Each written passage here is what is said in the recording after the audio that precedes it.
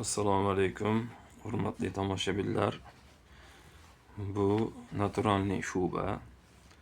Xo'p, buni qanday tikiladi? Ya'ni skarnyashka mashinkasi bo'lmagan holatda yirtilib ketsa yoki qisqartirmoqchi bo'lsangiz, переделка qilmoqchi bo'lsangiz, qanday tikiladi? Ruchnoy, ya'ni qo'lda.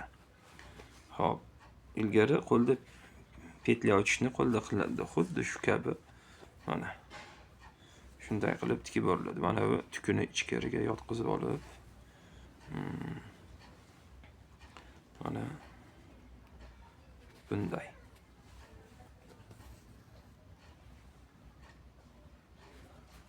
Shunday qilib orasi 3 mm atrofida, yarim santimetr bo'lib ketmasligi kerak.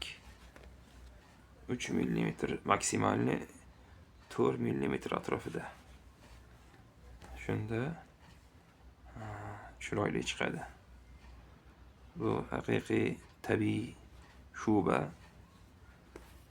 Shuning uchun ehtiyot qilgan holatda ignani ingichkasini olamiz. Keyin ip ham maxsus o'zi shu teriga moslangan ip. Silliq ip emas, qalin. Shunda mana shunday qilib orasini 3 mm dan qilib, xuddi petля qilgandakka tikib chiqamiz. Biz buni bitta uzun shubada переделка qildik. Ya'ni ponni qo'l ishi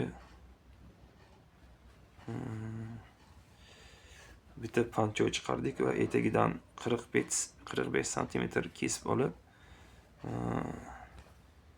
yengini 3/4 qilindi. Ortigan materialdan kamzul chiqaryapmiz.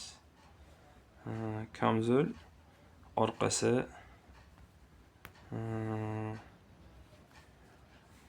sun'iy charmdan,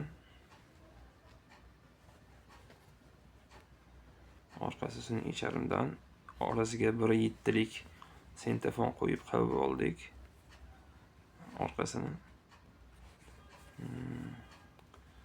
Xudo xolasa har ikkovsi bitganda yana bitta video tayyorlab qo'yamiz.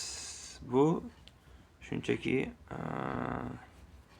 shubani qanday tikilishligini o'rgatish uchun sizlarga foydali bo'ladi deb o'yladik. Albatta. Mana bu yerdan tikib keldik, chokini mana ozgina orqaga qaytib qo'ydik.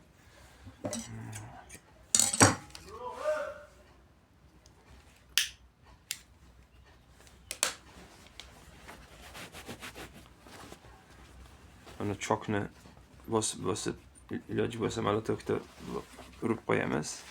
Va bu yoqdan mana chok yo'q. Hop. Mana shu yerdan o'tgan chok. Mana yo'qdek. Buni chok mashinada tikib bo'lmaydi. Shu xullas kalom.